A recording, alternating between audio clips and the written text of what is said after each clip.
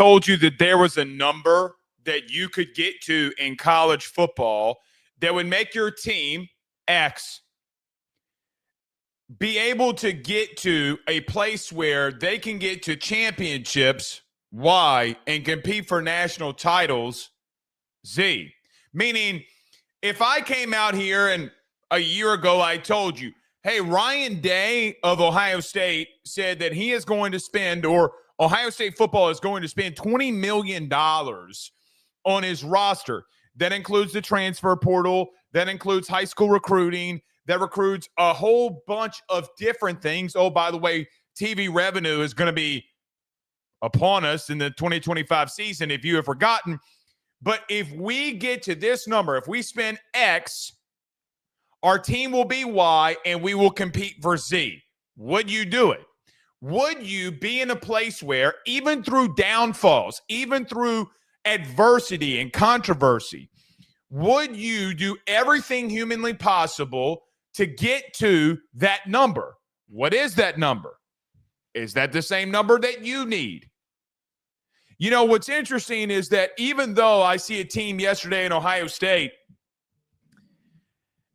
be what they have been the last two games that they've played, I have said on our national show all season that I think that they are the most talented team in the country. And I don't think that there are teams at every single position group that have the level of talent that Ohio State does.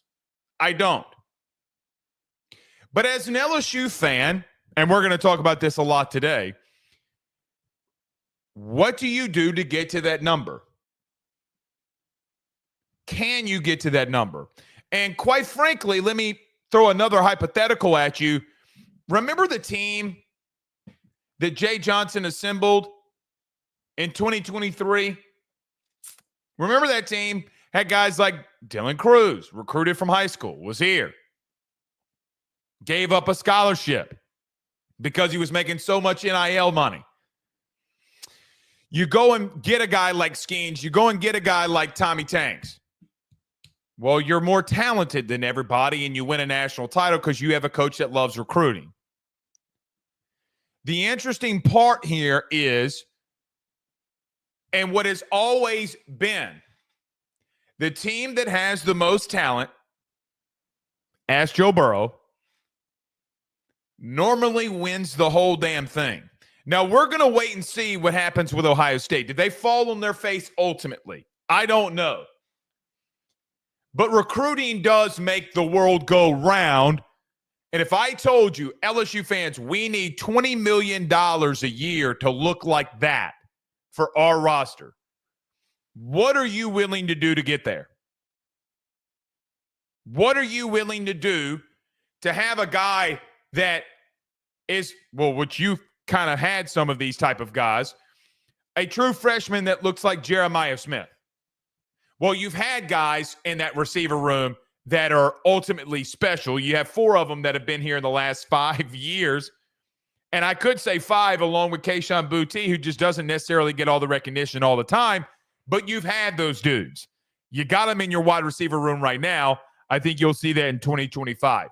I lead off today's show by saying this game, this sport is not, how do I want to say this?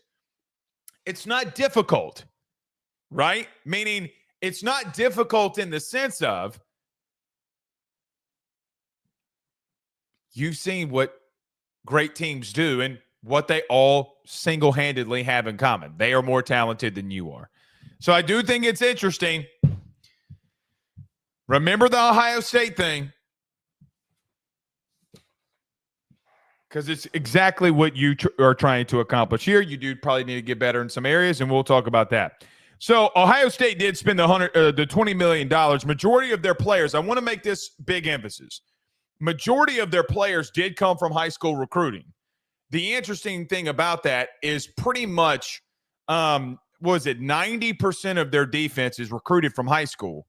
But not only are they recruited from high school, guys, they have, of the 11 players, 9 of them have been in their system for 3 years or plus. 8 of them are seniors or better. And I think they're the most talented team in the country.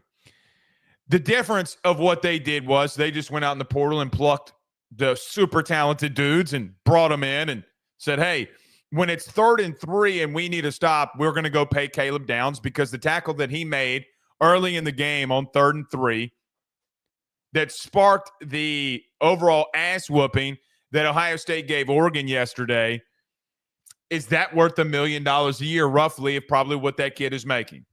It's worth every single penny. It's worth every single penny. But you go and you recruit in high school and you keep them around and you develop them and you don't walk away from kids and you go supplement your roster from the portal, you're going to win games and you're going to be in the playoff. That's just how this game has worked. And it seems like maybe Ohio State has figured that out. Also, they went and got themselves a portal QB too. So maybe sometimes when you miss a guy like Bryce Underwood, it's not the end of the world. So we'll get to – this is what we're going to do today. We're going to recap the season. So we did our post-game yesterday because we're unable to do it after the game. Let's talk about the season and how it went. Let's recap this season. Let's talk about some good things and some bad things, and things that, quite frankly, why LSU's actions were in the portal the way that they were. They're justified. Where you ultimately should have been versus where you were at the end of the season. We'll talk about that and go through our season recap. We'll also talk about and preview a little bit of the 2025 season and where I think you're going to be much more different than where you were this year. I think ultimately, and I'll go ahead and spoil it for you here, I do think next year's team on paper is ultimately more talented than the team that you had this year. Ultimately. Doesn't mean that wins and losses change, but ultimately I do think that you're going to be more talented. It's time for these guys to get to work and prove that. We'll also get to live call-ins. I had a lot going on yesterday for our national show stuff and the playoff, and it's why we're actually live right now at 12 noon today. We are going to be doing a post-game show for the Georgia-Notre Dame game as well. I think I'm going to talk to Joe. I think we're going to do a thing where Super Chats go to the victims of yesterday in the New Orleans attack. So we had to shift some things around. After this week, we're going to be back going to our regularly scheduled times, our regularly scheduled dates at 7 p.m. And here's an interesting thing, too. We'll be fluctuating clearly during basketball and baseball season on those times. So stay tuned with us on social media. Follow us there. Hit the notification bell, all that good stuff, so you'll know when we'll be live. But I appreciate all of you being here with us today. Before we do get rolling and get to a couple of comments here, want to mention this. I want to send our thoughts and prayers. Now, I wish I could label and list all of the victims of the New Orleans attack yesterday. I'm going based off of what I've seen on social media, and I just want to recognize these families. I want to say that I'm praying for these families, and it's with deep sympathy that we have to talk about this, and that deep sympathy for these families, these loved ones, and the ones that lost their life and or injured. To the victims of the New Orleans attack yesterday, Reggie Hunter, 37, leaves behind an 11-year-old daughter and a 1-year-old daughter. Hubert Gothrow, 21, went to Archbishop Shaw. Nakira Dido, 18 years old. 18 years old. Nicole Perez, Tiger Besh. Boy, that one hits a little home for fans like us, doesn't it? And Kareem Badawi. I'm sorry if I am mispronouncing that name wrong. I wanted to tell not only them, who I hope all of them are with our good Lord and Savior right now, but to them and their families and their loved ones, we are praying for you. We are praying for you. I'm not going to get political. This is a tragedy. I think that we are seeing some very mismanaged situations and stupid things on social media, but I saw a man yesterday, and I want to say this. I saw a man last night walk out on to the streets of New Orleans with a trumpet and played the national anthem, Star Spangled Banner. And I got chills literally right now thinking about it. Yesterday I called for unity, and I hope that in situations like this, regardless of your religion, race, creed, what happened in New Orleans is unacceptable. It's unacceptable. And I hope that it brings us as a community together. I hope that it brings us as a state together, and all the little pot shots and political pot shots that keep being thrown out there. I hope that it does not make it its way to you, and that we as a people, we the people, stand up and do what is right. I hope that if anybody else was involved in any of these attacks or incidents, I hope that you, well, I know because I know, but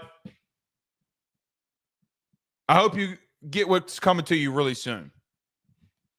Spineless cowards. So to the families, the Hunter family, the Gothro family, the Dodo family, the Perez family, the Besh family, the Badawi family, we are thinking about you here on AYS this morning. We will continue to think about you. So yeah. All right. Let's get to it here. Let's get to a couple comments before we get rolling. Dylan Smith says, can we talk about LSU projected baseball lineup? We'll do that. We'll do that soon. We'll do that soon. Not today, but we'll do that soon. Blaine Smith says, Texas escaped that game. Arizona State gave them more than they wanted. Yet Texas, for what it's worth, I mean, Texas has played up and down to the level of their opponent every single game all year long. They'll play up to a team like Georgia, and then they'll play down to a team like Arizona State. And Cam Scatterboo is fun, man. He is very fun. Jamie says, what is targeting, please? Look, man, here's what I think that we need to do as fans. So clearly what Jamie's asking is if you watched the Texas-Arizona State game last night or yesterday, there was a play where Arizona State defender or receiver got hit. I think that's a football play. But I see a lot of you, and Jamie, this isn't targeted at you. They don't let them play football anymore. Well, then they don't call targeting, and you're mad that they don't call targeting. And then when they do call targeting, you're mad that they call targeting. It's not targeting. Now, I will admit this to and I need to say this because that wasn't at Jamie, but Jamie's question is different. What is targeting? Jamie, it's a great question. I have no idea. I have no idea what targeting is in football. Zero clue. Zero clue. What I do think happens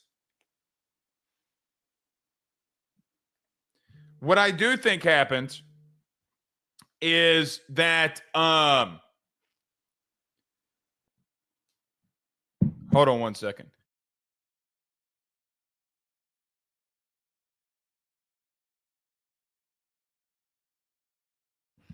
What I do think happens is that we take NFL rules and logic and apply to college football. That's what I think happens. But to your point, Jamie, I have no idea. I have absolutely no idea what it is. Buckeyes or Texas? Oh, I'm taking Buckeyes all day long. Josh, I've said this multiple times. I think Ohio State's the most talented team still left in the field. Andrew Martin says Texas had ample opportunities to put away Arizona State early and nearly came back to kill them, without a doubt. Without a doubt. And Paul's Hub, what Paul's Hub just mentioned, guys, that happened to LSU all year long. It happened to them all year long. One big, massive thing continued to happen for LSU now that you can look at it from a holistic point of view. Shit, it happened on New Year's Eve, right? So, yeah. Oh, and by the way, we will take live call-ins at the end here. We'll take live call-ins. Dylan Smith with a $10 super chat. Thank you, Dylan. Says prayers for NOLA. This keeps happening to the point of it becoming numb. Need to stand as a nation, especially a state. Prayers for the families and friends. God bless them and this nation. I fully agree.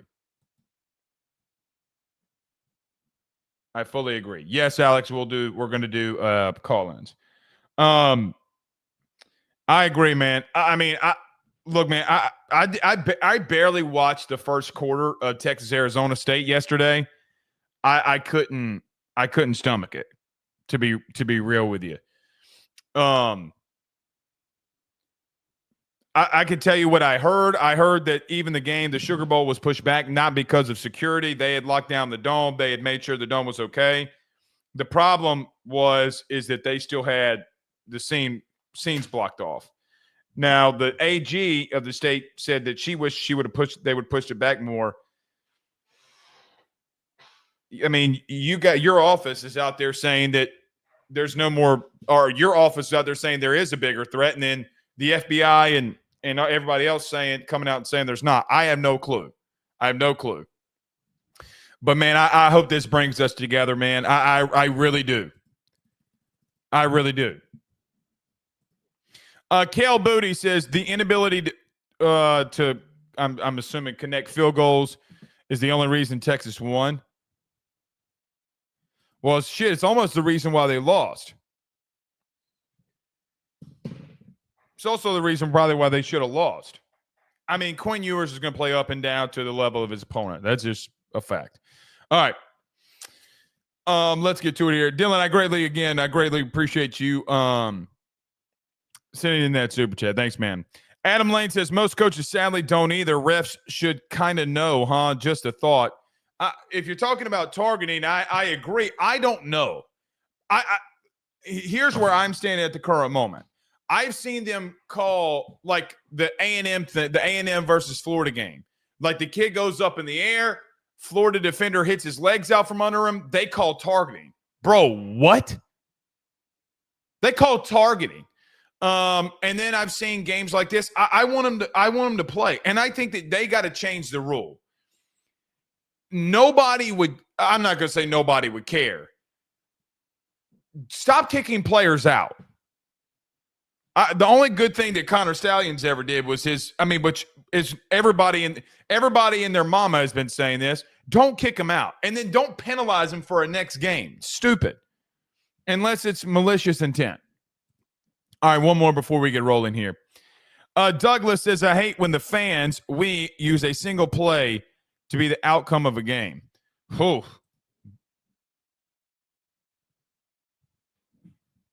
Yeah. It's a good point. You're going to continue to do it, though. That's for damn sure. All right. When we come back, we're going to do a season recap. What are the big highlights of this year? What are the big things that we need to take away from in this season and in this year? I think that there are three main things, good, bad, and different, of why LSU was 9-4 this year. I think it's glaring. I think that you can't glaze over them, mega pause. But I do think that there are three massive things that we need to discuss. Let's recap the season. I'm going to give a preview about where I see you from a talent perspective going into 2025 and you as a whole. We'll take some live call-ins. Might get to a college football playoff talk here in a minute as well. Let me do this. Let me get to a quick break. When we come back, we'll talk about all that. Do us a favor. Hit the like and share. Share to all those groups if you're on Facebook and to all those social media pages. You're watching us, listening to us on YouTube. Like, subscribe, notification bell. Wherever you guys listen to podcasts, do us a favor. Rate, review, and subscribe. When we come back, we'll talk about all this. Stay with us. BetOnline is the fastest and easiest way for you to wager on all of your favorite sports, contests, events with the first-to-market odds and lines. Find reviews for all the news for each league, including Major League Baseball, NFL, NBA, NHL, combat sports, college sports, esports, and even golf.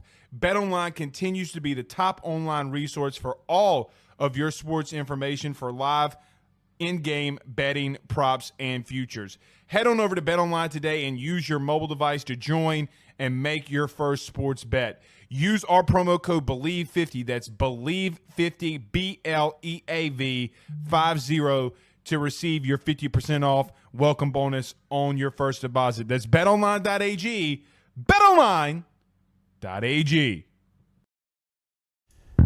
He will sell your house and find you a new.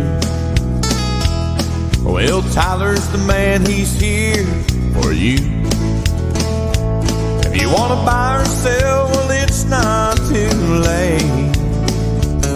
Dial 955-0008. Just call 955-0008. Y'all call Tyler, he'll shoot you straight. Louisiana is unique. The food, the festivals, even the bugs. No, not mud bugs. Unwanted bugs like these. The ones you don't want crawling in your home or business. Trust the Shield from J&J Exterminating. We've been protecting Louisiana homes for over 50 years, earning the trust of our clients because we deliver what we promise. Protect your home from pests. Get the Shield from J&J Exterminating. J&J Exterminating. J&J has protected Louisiana homes and businesses for over 60 years. Call him today, make pests go away. J&J Exterminating. Yeah. Texas is,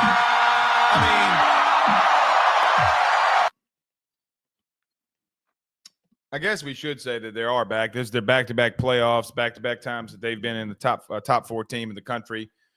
And you're more than likely, unless Notre Dame pulls an upset today, and I would consider them beating Georgia an upset, unless Georgia loses, which could happen, you're more than likely going to have two SEC teams and two Big Ten teams that are in the Final Four. Penn State, Georgia, Texas, Ohio State. As if this was going to be any different. I'm going to warn you, playoff expansionists people, there's going to be a time where there's three SEC teams in here. There's going to be a time where there's three Big Ten teams in here. It's going to happen. Regardless of how many times you expand it, football is not baseball. It's not basketball. The little man's not going to win. The Cinderella story is rarely going to happen in these scenarios. They might win a game. It's just not going to happen, man. I'm going to warn you now. Okay. Let's recap LSU's 2024 season, and I'm going to say in its entirety, but we're not going to break down every single game and what happened. We're going to take big key highlights of what happened through the season. Good, bad, and different. So these are the three main things that when I look at LSU this season of why you did not accomplish what you wanted to accomplish, and what I would feel is what most of you wanted to accomplish this season was maybe you didn't think or want, you always want, but maybe you didn't think that you could win a national title this year, and I think that that's fair. You lose Jaden, you lose Malik, you lose Brian Thomas. Defensively, you didn't really lose anything. I guess you could say you lost Mason Smith and you lost Mekhi Wingo, but you didn't lose massive amounts. You probably wish that you maybe would have lost some things. But there are three main things. When I look at this season and I recap this season, this is how I see it going down, or how the things that prevented LSU from making the playoff from a holistic view. Number one, Gus, even in wins and losses, teams dominated you defensively on the ground. I think of the South Carolina game early in the season. I think of the Ole Miss game when you come off a bye. I think of Alabama. I think of Texas A&M. And it's not necessarily that they dominated you on the ground with just a running back and running game, but they did it in multitudes of different ways of how they dominated you. I look at USC in the beginning of the season, even though you don't dominate, or they don't dominate you on the ground, but they have 69 rushing yards, and 55 of those 69 rushing yards come in the fourth quarter when you don't have the depth, and you might not have had the talent that you needed to overcome late. When I look at this team from this season and where you're going into 2025, which we'll talk about in a minute, let's look at all these close games and games that you won and in games that you lost. South Carolina, guys, you gave up 243 rushing yards and the quarterback went out. If Lenore Sellers does not go out of that game, do they go for over 300? I think that they do. Now, what prevented you from losing that game, obviously, other than the pick six being reversed, is you had 3 turnovers in that game. So did South Carolina. And I do consider a turnover on downs worthy of that being a turnover. But South Carolina, in a game that you won on the road, College game day was in town, 11 a.m. kickoff, first SEC game of the year. You go on the road, hostile environment, loud crowd. You win 36-33. A come-from-behind win when in the first half, let's call it what it is, you were getting absolutely dominated. You gave up 243 yards on the ground. So regardless of, well, Blake, we won the game. We found a way to win. Their quarterback got hurt. Regardless of any of that, none of that matters when you look at how that game went. That should have been a precursor to how we should have viewed the rest of the season. Even though I think South Carolina had a great year and was really good defensively, even though they had guys opt out at halftime defensively, they were still a really good football team. You gave up 243 yards. You gave two runs of over 60 yards, even though you had a backup quarterback in. You gave up a long run to Rocket Sanders that went for 60+. I look at Ole Miss, and you not leading one time in regulation. And for pretty much through 4 quarters, the game was not in your control. Ole Miss allowed you to stay around, and you, the crowd, the fan, were able to prevent them in converting on key third downs with the noise, 102,000 singing Set It Off by Boosie, all that stuff. Which, yes, I did see Boosie's comments on Twitter about, well, why don't y'all let me walk the team out? Come on, man. Come on. But even in the Ole Miss game in a win, you gave up 180 yards on the ground to a team that cannot run the football and did not run the football effectively at all this season. The biggest cog in the Ole Miss wheel this season was not defensively, was not their secondary. Now, ultimately, Kyron Lacey did make a play at the end in overtime to win you the football game. That wasn't their issue holistically. Wasn't linebacker play. Quite frankly, it wasn't even necessarily all on the offensive line or on Jackson Dart that ended their season. They could not run the football. The best game that they ran the football was against you, where they had 180 yards. And I'm talking about moderate SEC or Big Four opponent, P4 opponents. But you stayed around because even though you had some turnovers and some unworthy turnover luck, Ole Miss did some of the same things too, with turnover on downs. Going forward on 4th down in the red zone and not able to convert. And you were able to stay around and you won that football game. Doesn't change the fact that you gave up 180 yards on the ground to a team that could not run the ball. You gave up a 50-yard run to Ulysses Bentley, who had not played pretty much the entire season.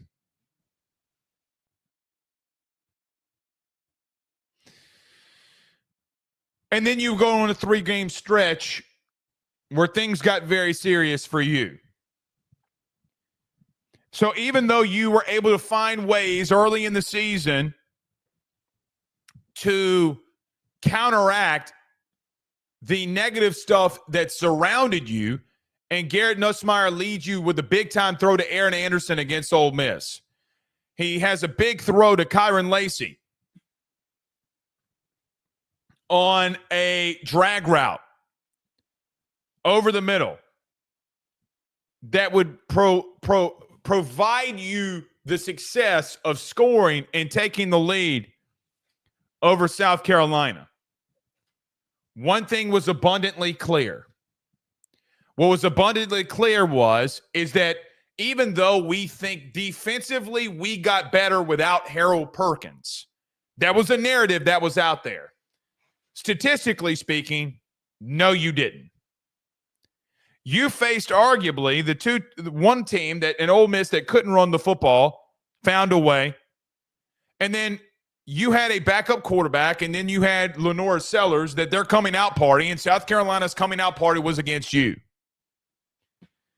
But then after you physically dominate, and you feel like that you have some momentum, coming off a big win against Ole Miss, you go into Arkansas, and you physically dominate Arkansas. And what was, in my humble opinion, the best overall game that you played all year. Texas A&M, Alabama, and Florida, when it came down to it, and they needed to run the football, they ran it right up your keister, and there wasn't one thing that you could do about it. Texas A&M,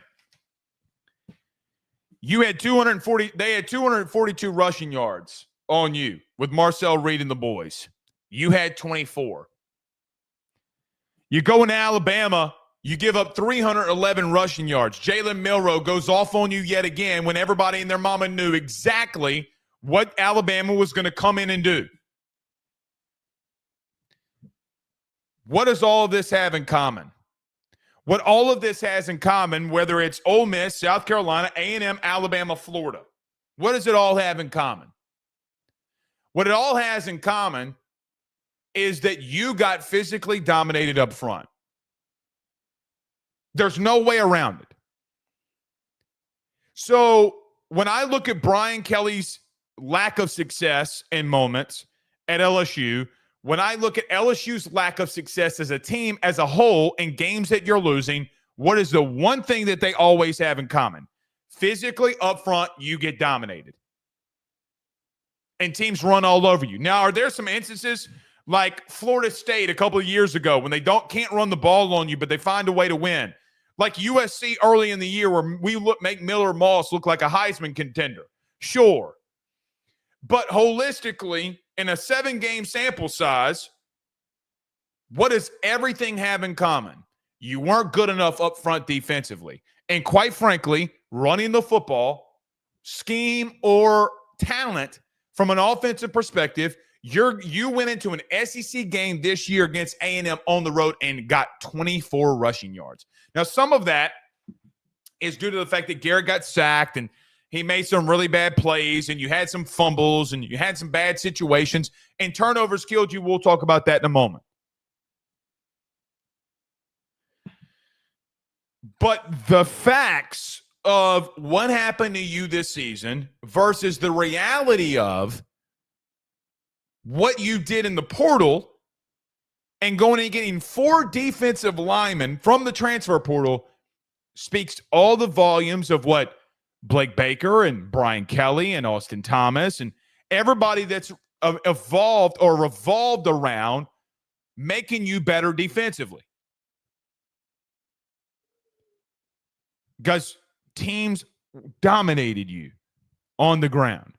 Now, I haven't even talked about the secondary, and quite frankly, that's another conversation probably for a different day because I told you that I'm going to give you 3 main things here. 243 yards, 180 yards, 242 yards, 311 yards, and Florida in 20 minutes that they had the football. 20 minutes. A third of the football game. They had the ball for 33% of the time. You allowed them to run on you for 113 yards. Which would have been a trend if they would have had the ball longer of rushing for over 200 yards. The number of the 113 against Florida doesn't change anything to me. So the 5 heavy-hitting games that you had in the SEC this year, you gave up 1,069 yards on the ground. In those 5 games, you gave up 217.8 rushing yards per game.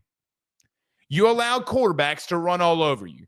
Quite frankly, there were times when you faced good running backs and explosive running backs that you allowed them to go off on you. So you did go in the portal and you got Jack Pyburn and you went and got Sadir Mitchell and you got Butler from Nebraska and you got Patrick Payton.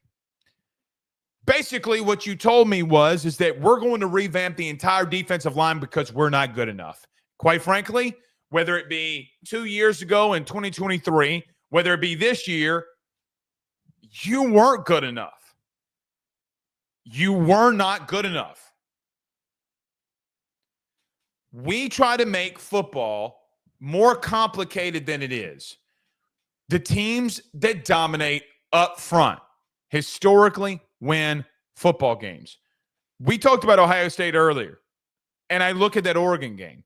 Ohio State was unable to run the football periodically in the Michigan game, the Nebraska game, and the Oregon game somewhat in the very beginning of the season.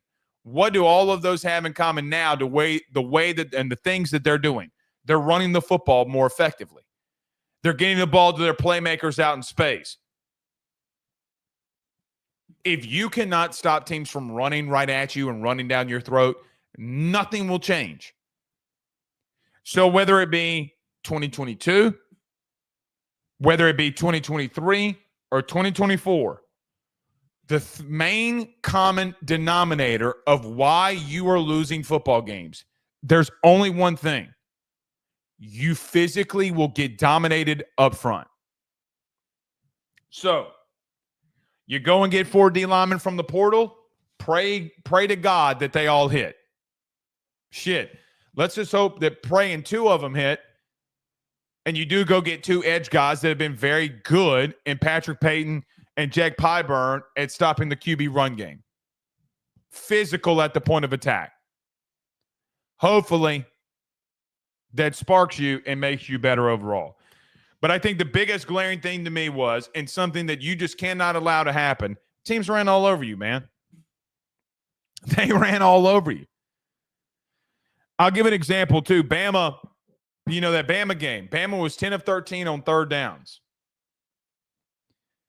8 of the 10 conversions that they had on 3rd down were runs. 8. So when you needed to stop and Alabama needed to keep the chains moving, what did they do? They lined up and ran the ball on you, and there wasn't a damn thing you could do to stop it. That's got to change. The only way that changes, the only way it changes, the way that I see it right now, is that you got to get better athletes. I think you did that along your defensive line. I don't know what you do at linebacker. We'll see what the status ultimately is of a guy like Whit Weeks. Can you be better at linebacker? Can Devine Keys grow? Can Whit Weeks grow? Can all these guys grow? That is a question.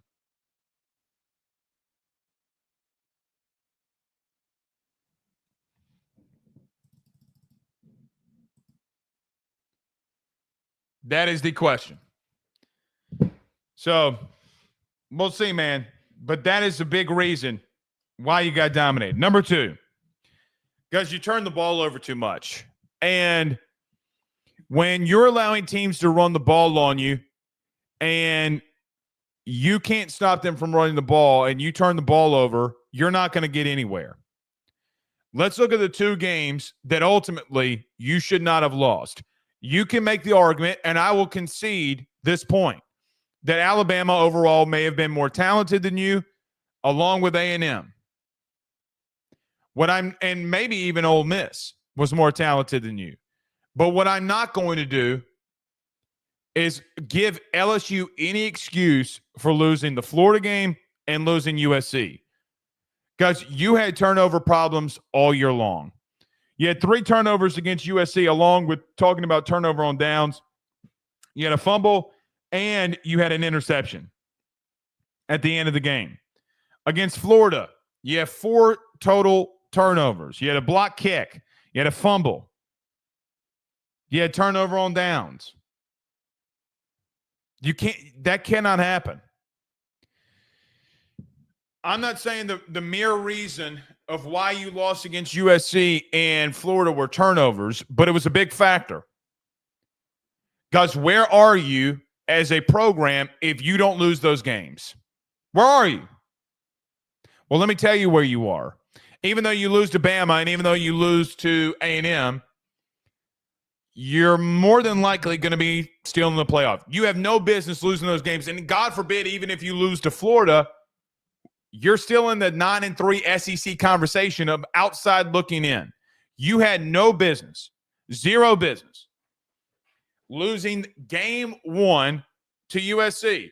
You also had zero business losing to Florida. Now, I'll give you this. When DJ Lagway came in for Florida, they got better overall as a team. They gave a shit. When Scott Strickland, the AD of Florida, came out and said, hey, like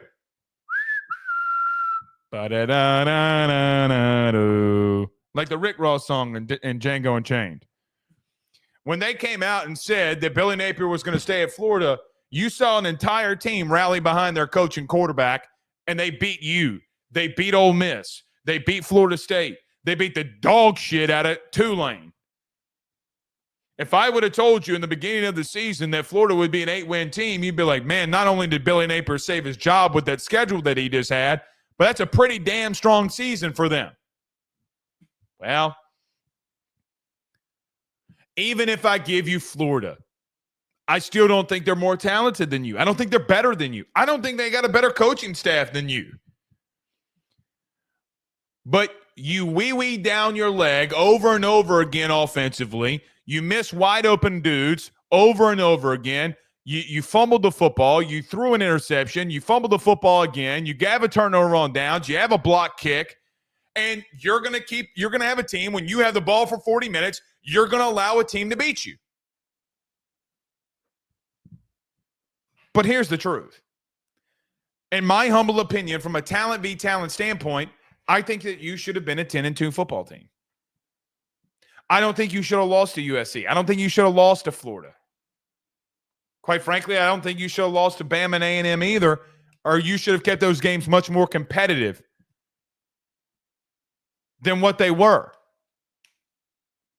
But you did, and you were able to find ways to win against South Carolina, even though you had the turnovers, because they had turnovers right along with you. Y'all get on to me so much about talking about turnovers. You do. It's the biggest thing that from fans I get hit on religiously. You can't have 20 turnovers. You can't have that many turnovers. Turnover on downs. You cannot do that. Guys, you had from turnover on downs, Nuss's turnovers. You didn't really have any fumbles from your running backs. In that aspect, guys, you had over 25 total turnovers. 25 is too much. It's way too much. That's got to be cut in half at minimum for you to get to a playoff. What do all playoff teams have in common? There's one massive thing that they all have in common. Go look at their turnovers. The only one that turned the ball over some and still moderately was effective was Texas and Georgia. Georgia was better defensively than you, though. And I'm going to leave that alone. I'll say it. They had a tougher schedule than you, too. But allowing teams to run on you in turnovers were a big thing. Last key point in this season. The thing that I think that keeps me not just very much intrigued, but the thing that is intriguing to me is that I saw flashes from you this season where I think that you can be a really good football team going into 2025. We'll get to that in just a moment. But I think that you can be.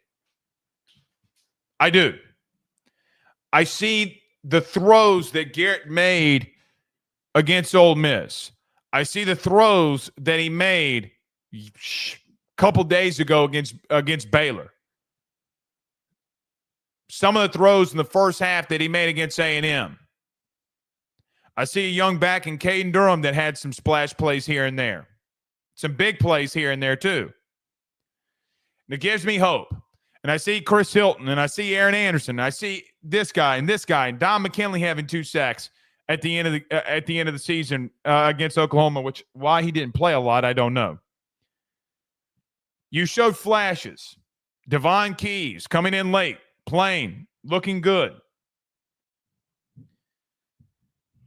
I just think that the overall aspect is you were just not talented enough. You didn't have the talent. I do think that your coaching staff outdid some things that covered up a lot of issues that we never talk about, but I don't think that you were talented enough. I don't.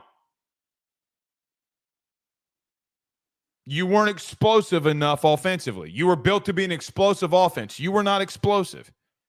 You couldn't run the football. You could not stop the run in critical moments. And you still found a way to win 9 games. Is this your floor with Brian Kelly? Is this your outright floor? If it is your floor, then what you're bringing into 2025, well, all in all, you weren't talented enough, as we mentioned.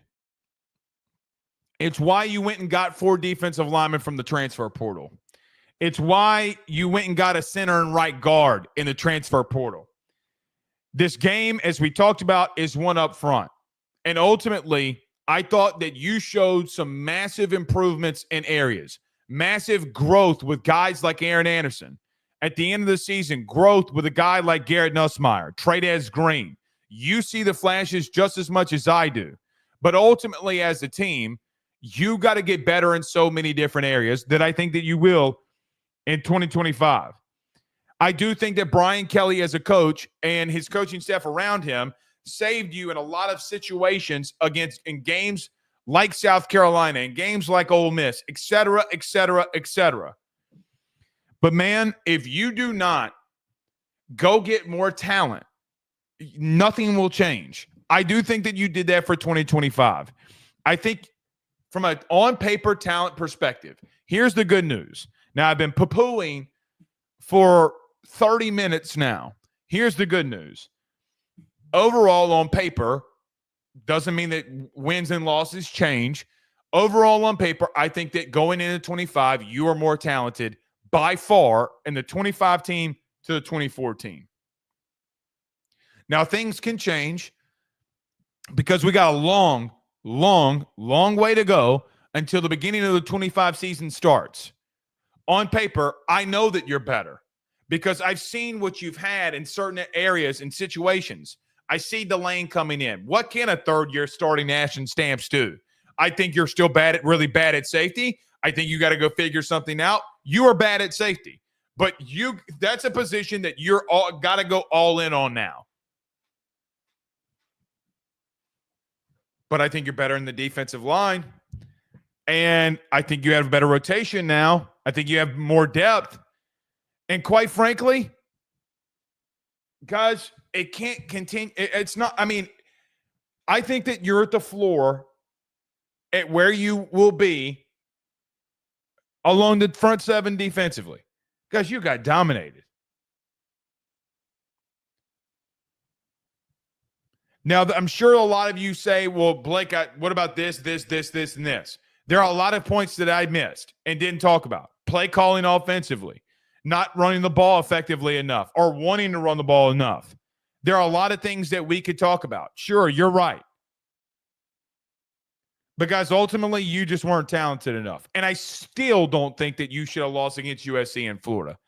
How scary can that change and make you, or how scary can you be going into 25 knowing that you, as a talent perspective team, will be better? Will ultimately be the question. Playoff or bust, man. Playoff or bust. That's where I see it. Okay, let me do this. We're going to get to some live call-ins. Do we have any super chats over here? No. Let's get to some live call-ins. So we're going to get to a quick break. When we come back, don't call me during the break. When we come back, we're going to take all your phone calls, questions, thoughts, concerns. We normally do it after post-game shows, but, the whole chaos changed that all for us. So let me get to a quick break. When we'll come back, we'll get your thoughts, questions, concerns, all that good stuff. Stay with us. Guys, I want to talk to you about our good friends over the Drake Williams Law Firm and Drake Title Company. Are you facing tough times due to an injury from a car accident, navigating the complexities of divorce, or purchasing a new home? At the Drake Williams Law Firm and Drake Title Company, they understand the challenges you're going through, and they are here to help. The lawyer team of Ernie Drake III, Ryan J. Williams, and Summer Vignair, along with Morgan Daniels, have the experience and proven track record to give you that peace of mind.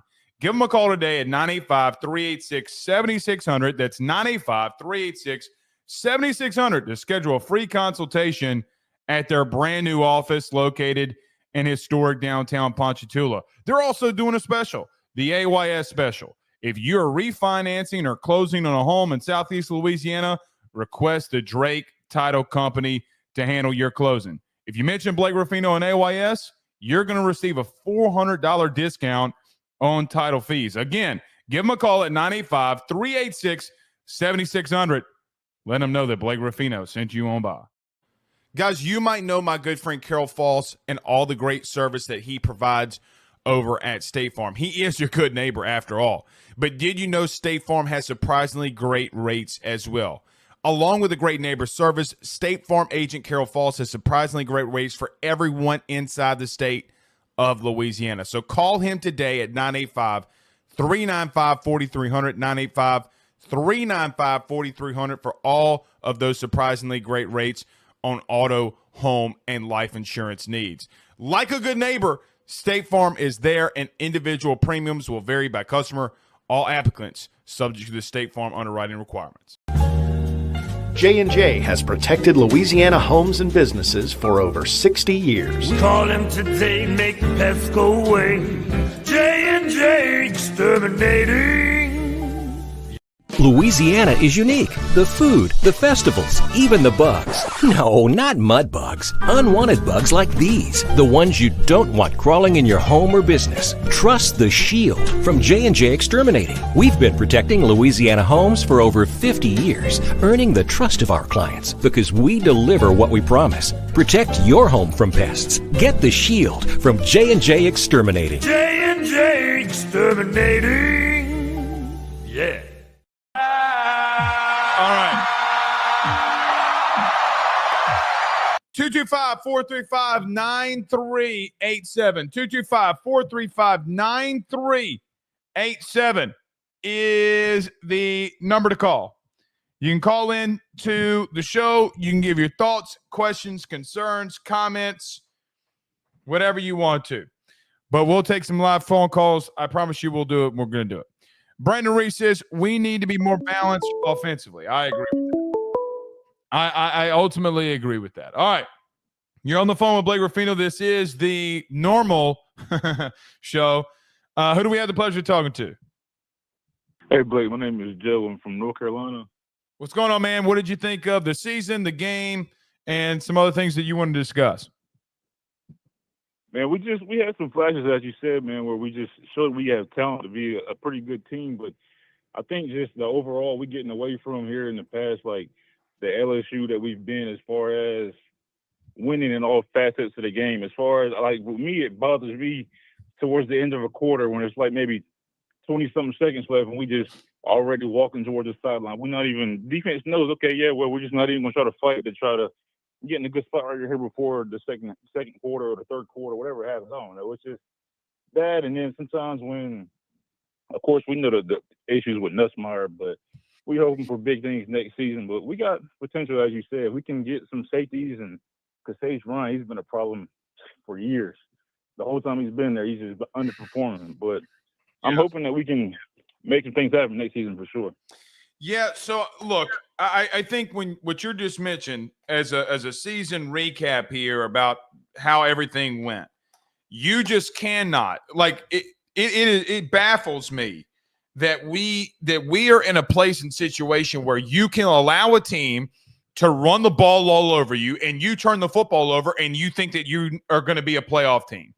It's not Exactly. It's not going to happen. So the things that you got to fix, and look, it's why you go in the portal and get 4 D linemen. It's why you go get receivers, because you need to be more explosive, right, on offense. So I think Exactly. that is they are showing you where they think that they, I don't want to say stink, but are not good, and that's why they went into the portal and got those guys. I completely agree, man. I mean, at first for a while, I was sitting here thinking about Brian Kelly, man. I still don't think he matches the culture of LSU 100%. But throughout the season, a lot of time in the press conference, I stopped watching because I think he feeds us a lot of stuff he thinks we want to hear, and I don't agree with a lot of stuff, and it's a lot of politically correct stuff. But I'm really pleased with what he's doing so far in the portal, and I got high hopes for next season for sure. Yeah, and look, I mean, Garrett's got to have a massive offseason. He's got to get to work, man. I mean, he does. I mean, if anybody's had a front row seat to see what it looks like, to see a fifth-year quarterback go off and be a number 1 overall pick and a Heisman Trophy winner. Yeah, we've seen it for sure. Well, he's definitely seen it. I mean, look, man. Yeah. We didn't – Miles – so let me say it like this. Miles Brennan saw it and didn't capitalize on it. Mm-hmm. I don't think Garrett's even remotely close to that. Can he capitalize on knowing what now as a second-year starter that he can do? He's got to stop turning the ball over. So, appreciate the phone call, buddy. You have a happy New Year. You as well, man. Thank you. Thank you. All right, 225-435-9387. 225-435-9387 is the phone number to call. Oh, we got another caller here. You're on the phone with Blake Ruffino. This is AYS. What did you think of the season? What did you think of the game the other day? And just overall, your thoughts of LSU football. Hey, Blake. It's Dakota. What's going on, bud? What you thinking? Well, overall, this season, I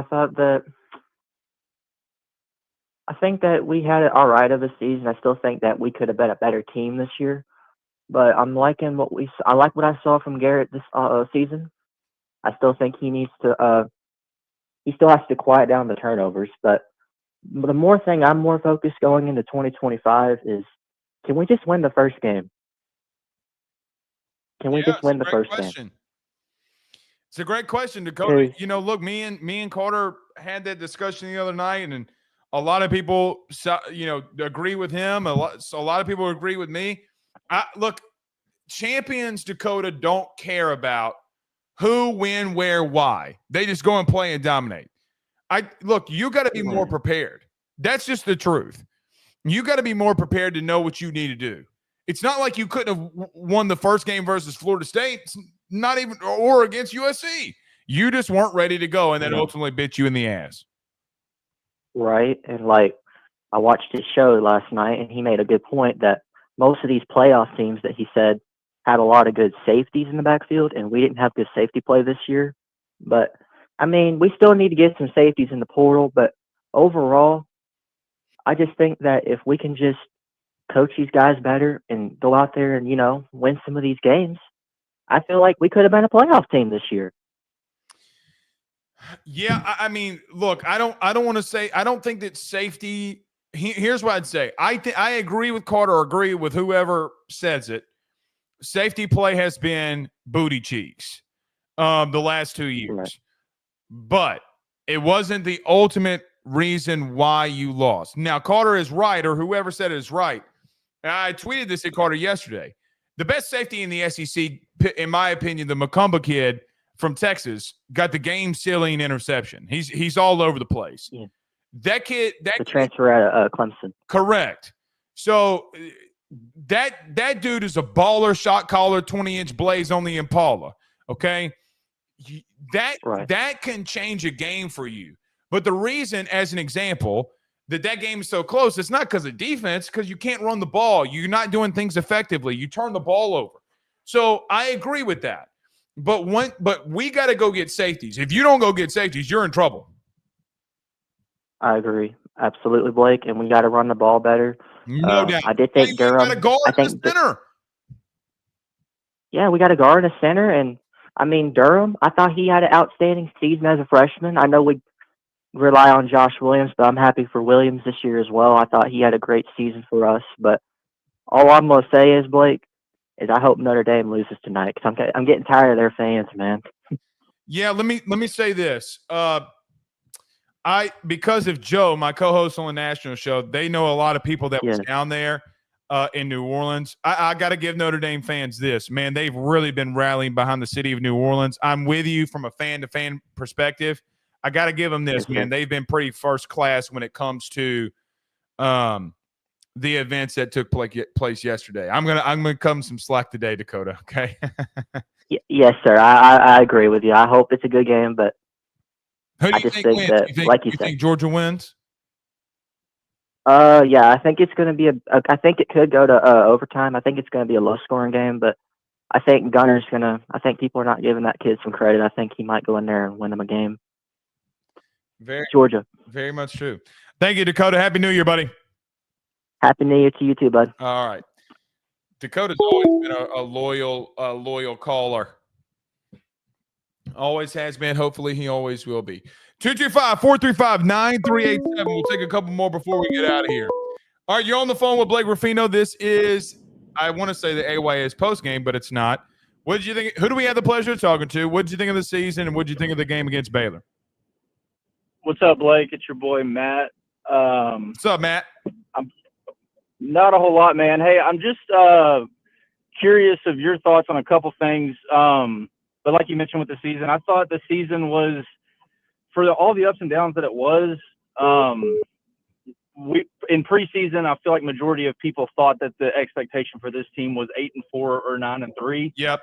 So in that aspect, I don't think we failed, but it kind of feels like we did once you saw the potential of the team midway through the season. Fair. But I think in an overall scheme of things, I guess we really didn't miss the mark by what the expectation was from the beginning. But I guess with that being said, I wanted your opinion on this. I'm starting to have some concerns on the development of certain positions. Name them. We're dipping, not dipping, but we really didn't see Weston Davis at all in the bowl game. Yep. We're listening to Brian Kelly in these press conferences say we're still going after offensive linemen in the transfer portal, which would be our third transfer portal lineman. So you also look at a position like wide receiver, and don't get me wrong, I love Brad Davis, I love Cortez. I think this coaching staff is borderline elite, but where is the development for positions like those two, where we're relying on portal guys? Like, people forget that Lacey wasn't here as a freshman. Like, he came in as a transfer portal guy. Like, do you see an issue with development? With Cortez Hankton, no, because Aaron Anderson happened and Malik happened. Correct. And Ryan Thomas happened. I think this what let me go to wide receiver first. At wide receiver, I think that Cortez is clearly, in my humble opinion, one of, if not the best developer of talent. What I think that they got to do is that they got to stop. Well, how do I want to say this? They need to go have somebody recruit the position for him at a higher rate and land these dudes. Now, if you remember, we did the commitment for Decorian Moore the first go around. And what I would tell you is that had nothing to do with Cortez and more of the structure that you had as a NIL place. I'll say it like that, okay? So with that being said, I think once he gets somebody in the building, Ladd McConkey, the other kid that got A.D. Mitchell, Malik, Brian Thomas happens. That's what I think he is an outstanding developer. I do think that he lacks in recruiting in some instances. However, I mean, money talks and bullshit walks. That's number one. Number two, on the offensive line.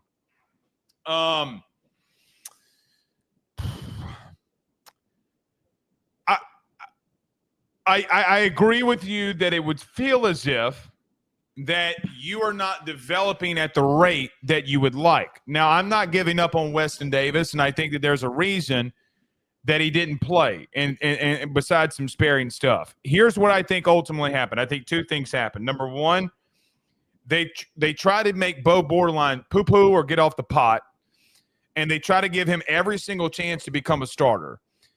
I think they anticipated that he wouldn't become a starter, and that's why they went and got Josh Thompson. That's number one. Number two, they don't have a center on their roster, so they had to go get a center. Okay? I think DJ Chester is a right tackle. That's his body frame and his body size, and he's athletic enough to be a right tackle. So I think that they felt like that they didn't have a right guard, but here's what I'd say. I thought Mabinga's gotten better, and I thought Tyree Adams played a great game. I don't mind the portal stuff. What I do think that what's interesting to your point and what brings up questions is that you went and got a 5-star right tackle and he didn't play. Basically, is basically what we're looking at. Now, here's what I think Brian Kelly means by with the O-lineman thing. I do think they're going after a right tackle. I do. I think they're going after a right tackle because they don't know if Weston Davis can be ready, and I don't know if they think DJ can move there. That's what I think they're ultimately trying to do. So I don't know if that answers any of your questions, but those are just my thoughts. Yeah, no, I would agree with that. I found it kind of interesting how, it seems like you mentioned, the development at the position, especially of O-line, has kind of pushed, I guess, not been at the rate that you would expect to see it. The last thing, I guess, that I'm curious on your thoughts, when you look at, I guess, what's left in the portal and the numbers that's been thrown around of how many people were like DK is expecting to bring in, do you see that number still being closer to 15, or would you say it's just about wrapped up other than one or two? I know we need a safety, but the pickings are slim. I think ultimately this is what I believe. Hold on, my son's coming in here, so hold on one second. All right, yo. All right. What I ultimately believe is that when the total number comes, it's going to be more around 17, maybe even 18 at max. That's what I think. Because I think that we're going to get in the spring, and we're going to see that we have deficiencies, and we're going to go in there. Yeah, I mean, definitely at running back and a couple of the other spots you mentioned for sure. I just hope it doesn't turn into a lot of swing and misses. I mean, I know you can't ever prepare for that, but you don't want to be the Florida State or the Ole Miss of the transfer portal. But I think this staff is better than those two staffs. I agree. I appreciate the phone call, bud. Yes, sir. Thank you. What's your name? Ben. Ben what? Rufino. How old are you? 5. 5. Okay, Daddy's got to take one more phone call, okay? All right, go play. Love you. All right, you're on the phone with Blake Rufino. This is the can you turn the show down in the background? Turn the show down in the background. All right. You're on the phone with Blake Rufino. What did you think of the season? And what are your overall thoughts of the program? Man, I thought the season was great. Man. You thought it was great? I thought it was great based on the situations we had.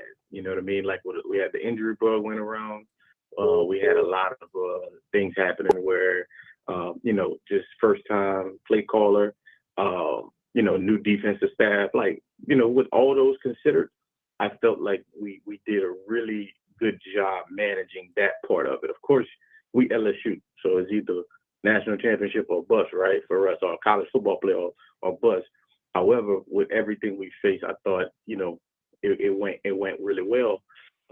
Not to mention, leading off in the bowl game, we got to see a lot of what's to come next year with the players we retain versus the players that left.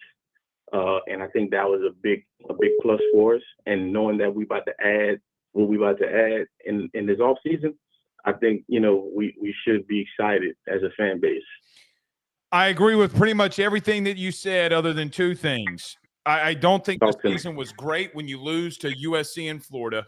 Okay, you can't walk back that, right? Like those are two teams that weren't that good that you lost to.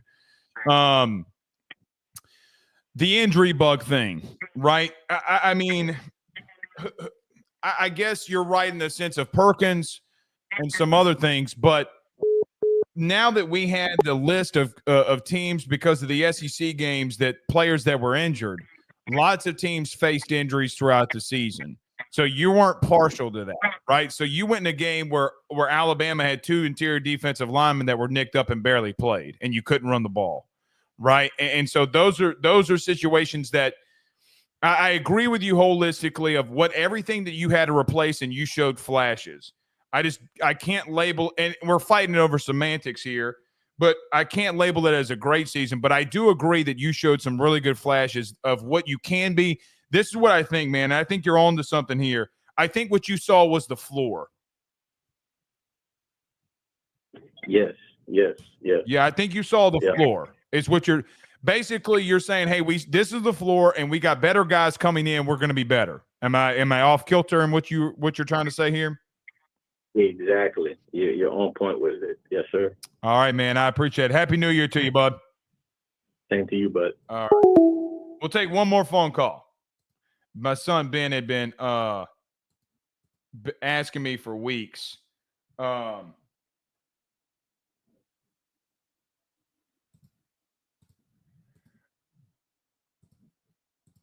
son had been asking me for weeks to come on the show, and I told him that he can come on today. Oh, boy. All right, one more phone call. 225-435-9387. 225-435-9387. Then I got to get out of here. Douglas Thornton says, that's right, Blake. Cherish those moments with your son. Mine is now 18. It'll go by fast, brother. Man, I tell you what, I can't believe he's 5. He's about to be 6. He'll be 6 this year. Most of y'all saw the kid grow up.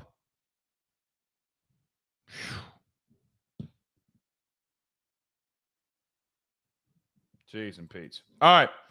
John Culp says we can't lose to Bama like that, period. I agree. You can't. We'll see y'all tonight on Rufino and Joe Show. We'll be live 30 minutes after the Notre Dame-Georgia game. Hope to see y'all there. I think we're going to do something special for the people of New Orleans there. So we greatly appreciate it. We'll see y'all soon. Y'all have a good day, man. Peace out, Girl Scouts.